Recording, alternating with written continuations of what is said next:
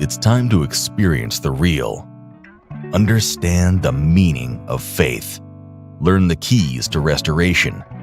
Experience true life healing. Join Sheela Wiley with her show, A Disciple for Christ. It's a tool designed to aid in directing people back to God by teaching them to cultivate their relationship with God and not religion. Greetings. This is A Disciple for Christ, Sheela Wiley. Thank you for joining in with me once again. Thank you. If this is your first time coming, welcome. If you're a returning viewer, thank you so much. Please do share the broadcast with a neighbor, with a friend. Share it on, if you're looking from Facebook, share it on your timeline, whatever it may be. In this ministry, if you've been following me for some length of time, you know that we talk about narcissism in the body of Christ.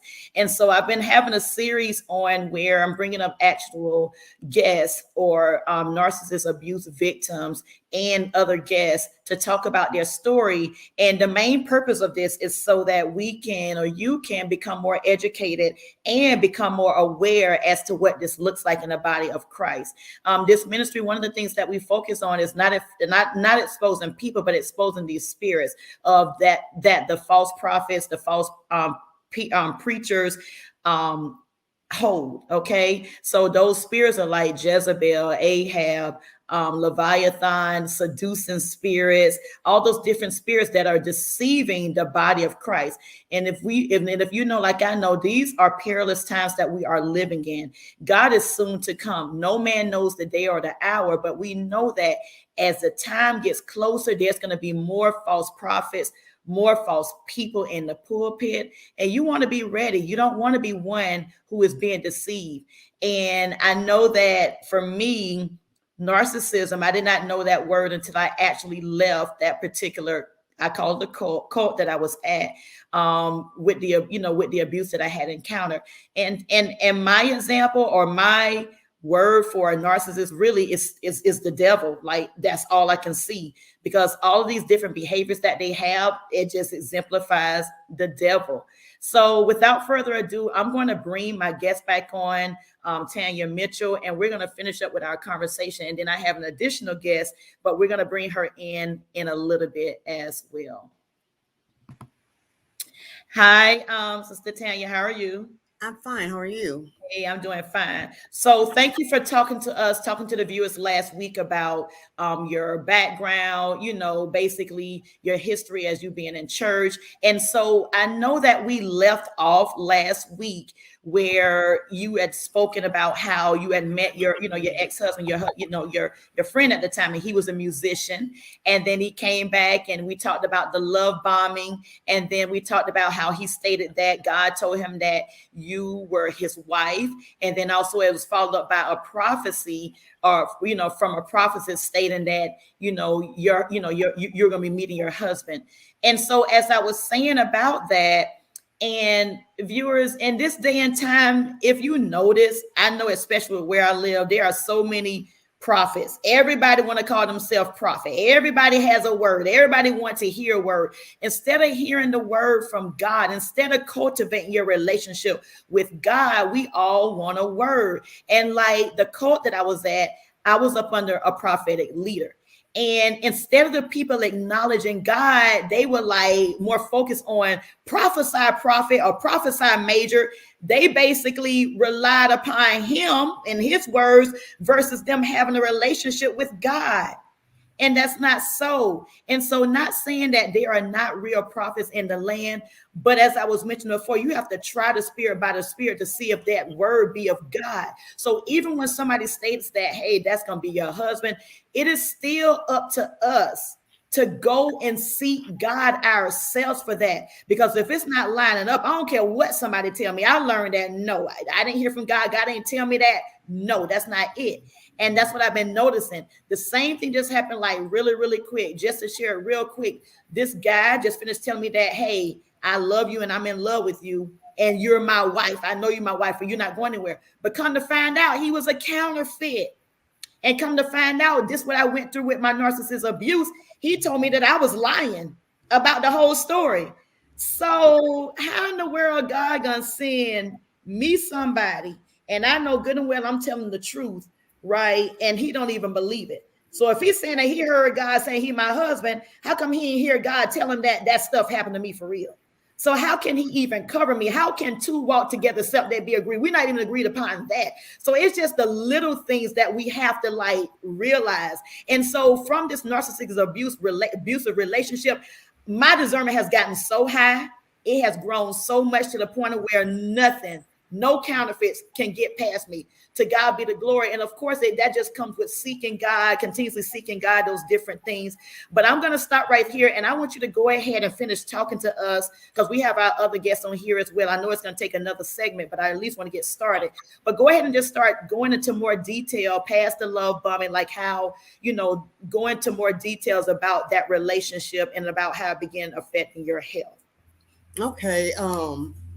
The beginning of the marriage, I was starting to see things that didn't seem right to me. For instance, there was a situation where he and I were just having a conversation, and out of nowhere, he decided to pick up the phone and make a phone call to an ex-girlfriend. And this was still just sitting in front of me. Even though I knew her by name and who she was, we didn't grow up in the same state or any of that. But I was trying to figure out, how do you do that? And for me to ask him about it, his response was, I didn't think it was a big deal because you know about her. But this is the very same person that he would have married if she would have accepted the proposal. So that made me feel some kind of way. But the projection that I got from it was, I don't know why you're worried about that. I'm with you. So it started making me feel like I was supposed to accept those types of behavior, even though deep down inside of me, I was like, this doesn't feel good to me. So then I was thrown into, does this mean I'm not supposed to have any other female friends because I'm married now? So I'm supposed to get rid of my phone book because I'm married now. So the behavior I was getting prior to the marriage was starting to change. I was starting to feel like, why am I being treated this way? But again, me being who I am and believing God would fix everything, I did it all for the sake of until death do we part. In the sickness and in health and for richer or poorer, the good and the bad, I always felt like I was supposed to accept whatever was happening to me and just pray about it. Just trust God, So those things started weighing on me and I was holding it internal. And so when we began our family, God had told me, to be at home once we started having our children. And after our first son, I didn't do that. I continued my career as a dental assistant, but I felt like I was all alone with raising this child, and it was becoming stressful because he would go to work, he would come home, go to the church, to do his minister music duties or whatever. He was always in the church. He enjoyed going to church. He went to services that I didn't even go to, at visiting churches. So I felt then that this man really loves God. He's always wanting to be in the house of God. So I thought I was married to somebody that was being led by God. But once we started, we had our second child, that's when I began to stay at home. And that became nothing but taking care of the children, taking care of the home, being a wife to him. All of that was on me. And even asking for help from him, it's either he had to do it or I had to do it, but we couldn't do it together. Mm-hmm. And I didn't understand that. And I always felt like he wasn't a team player. And, I shared with him, I feel like you have two sets of rules for you and rules for us. And he didn't feel that way, but it played out that was true. So as I was handling the bills and all of these things, I began to start feeling a lot of stress. And even in church, I would have these palpitations. And my particular nurse practitioner, she worshiped with me. And I was telling her what was going on. And after one of the services, she took me to the hospital, did an EKG, and I was having a mini stroke. Mm. And these things began to be repeatedly happening to me, but I never connected it with anything other than I had a lot on my plate. I had a lot to do. My husband was a very good provider. He worked extra duties, more jobs than, you can imagine. And I'm going, I need your help at home. So I felt like a single parent. And with these things starting to take a toll on my health, I asked him if he would start helping me as far as us paying the bills together. No, either you're going to do it or I'm going to do it. And as we sat down and had the discussion, I felt he was on board with me when he said, okay, I'll take it over. But it wasn't until later that I found out he felt I was letting him down. He said, just when I needed you the most, you turned your back on me. And I'm like, wow, I didn't look at it that way. So he had a different perspective about like everything that I did. Nothing was ever good enough. Never did it right. And I said before, he would give me anything. I didn't want for anything. He was an excellent provider, but he also got upset when I didn't want to accept some gifts, a brand new car. And I'm like, you just bought me one last year. I don't need a new car. But even telling him that, I was doing it from a place of a concerned wife, not wanting him to have to work hard to pay for another vehicle. But later it turned out that he felt I was second guessing him. You're second guessing me. I already figured out the amounts and stuff like that. And I just didn't get it. I just felt so stressed with trying to please him that I was being hurt, in my health. All right. Okay, so thank you for that. So I wanted to okay, so you mentioned a few things. And actually, before I continue on, let me introduce Dr. Verna, because as you're talking about the health, let me just go ahead and introduce her, and I'm going to bring her onto the set. So we have Dr. Verna LaFleur, and she has her PhD in community health and nursing education. She was basically employed as a senior director of nursing professional development at United Medical Center in Washington, D.C. She has relocated to Florida. She's been in this profession, or a professor in nursing with over 20 years experience. And she both taught traditional and online classes in undergraduate and master's program. Basically, I want to skip down to this. She and her husband have counseled couples with narcissism, dependency, and self-sabotaging behaviors, to name a few. And also, she's been married for 43 years with 2 children and 4 grandchildren. So I just want to bring her up. And so let me add her. Hi, Dr. LaFleur. How are you? Hello. Nice to be here. Thank you.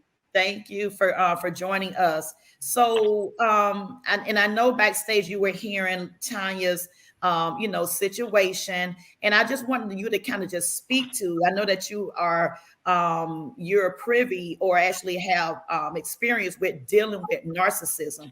Was there anything in her conversation with her husband, her ex-husband, that was allowing you to believe that was narcissistic behavior? Definitely. The isolation, very, very clear. That's exactly what they normally do. They isolate you from your support system and make you dependent on them. And the victim always feel guilty that they are not doing what they're supposed to do. They're not meeting the needs that are required of them because of the way how the narcs make them feel. And of course, they internalize it. So they internalize all these issues and it end up being detrimental to them. Yes. They doubt themselves and even others around them because you are doing the best you can, but you're being told that it's not good enough. That's exactly what is happening, and you feel that way. So you internalize it. And by doing so, it has a psychological, physiological, emotional, and all those effects cause things to happen to your body. Now your body becomes so stressed that you start by internalizing these issues that your performance and everything is being questioned. And you end up having headaches, blood pressure issues. Yes. Mhm. It affects your vision. Oh my God. It affects your nutrition. You're either going to eat more or you eat less. That's right. But it won't be the two, one or the other. And the next thing that happens, you start having difficulty expressing yourself. So you feel that you are understood. You're misunderstood in so many ways because you're trying to explain, but others are not getting what you want to say because of how you feel. Right. So the narcs would state that you are not supportive, and they add those burden to you that become psychological. Now you start getting depressed, Mhm. right? Yes. You feel that you are your perpetrator is the victim and you are the perpetrator. So the roles are reversed. You are taking that burden on, but I want you to know that it is not your problem. It is not your problem. It is the narc's problem. But they're throwing it on you as if you are the problem. And sadly, you accept it and internalize it as if it is your problem. So you try to solve a problem that doesn't belong to you. And that's where the problem occurs. Yeah. Can I stop you right there, Dr. LaFleur, really quick? Tanya had mentioned about how the husband was buying her a car like every year. And so then it's like when she said no, because she was really trying to be considerate of like, the money and not having to have to work so much, but he felt like she was downplaying him. Like, what is that about? Like, it's as if he had to prove something to her or whatever that he can purchase a car. Like, what is that all about? That's true because he is inadequate and he tried to prove that he's all of this. He got to look good for himself. So, in doing Oh. these things, he is looking good on the inside, but it is not what it looked like. Okay, so he wasn't really doing it for her. He was doing No, that with as himself. for himself. Exactly, himself. So that's what they normally do. So narcs will try to separate the victim from the supportive friends, the ones who are warning them about the lopsided situation or relationship, because they can see that is a one-sided affair. The victim on the other side is not seeing that because they are giving it all, but they're not receiving what they should receive. Mm-hmm. Is that clear? Right, that's So clear. it causes you to become lonely and fearful and hopeless. And these, of course, lead to emotional stress, anxiety, and depression. And Okay. that's when mental issue comes in. And sometimes they start self-medicate themselves because you are trying to feel better. Of course, you're human, you're having these effects. So obviously you're going to look for some way in be able to correct them. And by doing so, we destroy ourselves even the more.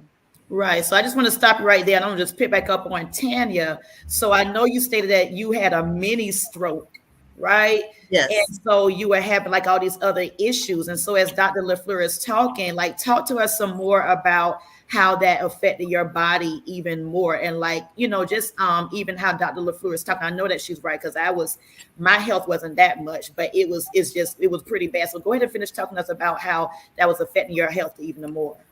I had issues with high blood pressure at that time. I started having issues with my vision, and a specialist was telling me, I would need to get injections for what was going on with my eyes. She was telling me it was like arthritis in the eyes, and I was like, there's no way I'm gonna allow anybody to stick a needle in my eye. So different things just was happening. I was starting to have aches in my bones, like in my legs. And I never correlated any of this with the narcissist still. I'm still just thinking it's just something that just was starting to happen in my body. And I was relating it to stress.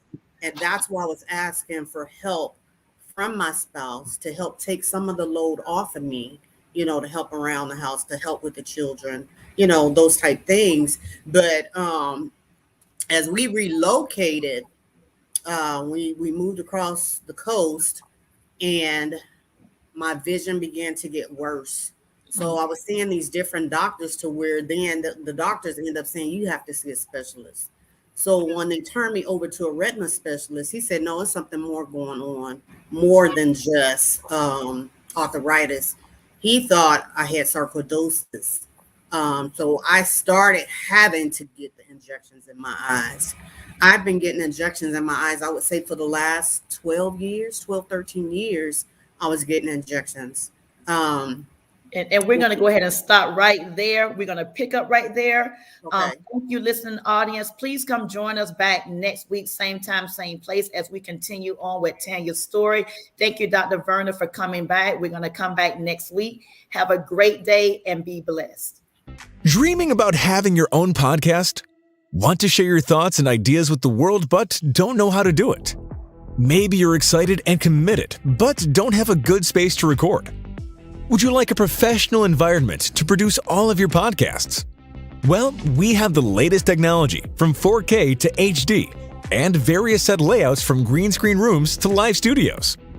The Inspire Network is an actual television station where our studios are available for rent, and we offer editing suites with the latest technology. We have a makeup studio and beautiful spaces to prepare for your show. Don't forget to ask about our convenient photography studio to capture professional headshots or redefine your new look. Our state-of-the-art facility is intentionally laid out to accommodate your multimedia needs. You're watching the Inspired Network, and maybe you're watching us on social media. Immediately go to your Roku device, press Add Channel, and download us today. Hey family, I just want to encourage you that in the midst of this global pandemic, that potential is what you have, passion is how you live, purpose is where you're going, and destiny is the only place where you belong. So be reminded that destiny still awaits you. Do you love video production? Would you like to have a career in video production, but don't know where to start? Your problem is you have no one to teach you. Well, the Inspired Television Network is initiating its apprenticeship program. We'll teach you video production, how to set up the simple camera operation, post-production, and advanced editing. Imagine sitting down with an expert and being taught weekly how to do it. It's a 6-month program that requires a minimum of 10 hours a week of hands-on training and 3 hours a week of classroom training. You've always wanted to make movies or learn production. This is the perfect program for you.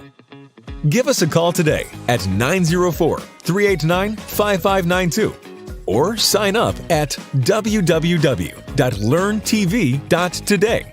It's free for churches and nonprofits. Have you been looking for the perfect trilogy that seems to summarize the struggle and victory? This book shares with you the keys to becoming better. In this book, the One Testimony author, Frederick Gibbs, unlocks the principle of a prophetic word from God that answers all the questions of his life.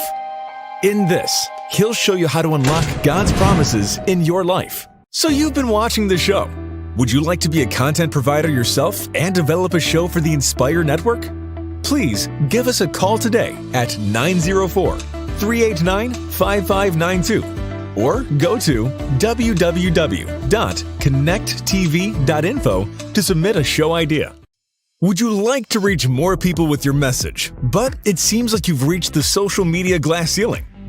Has it been a nightmare for you to have the content but can't attract the right viewers? Are you frustrated because you're not getting the results that you desire?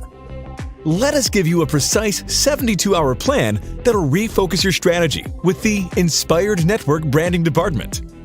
We can take your business or project to the next level. For more information, give us a call today.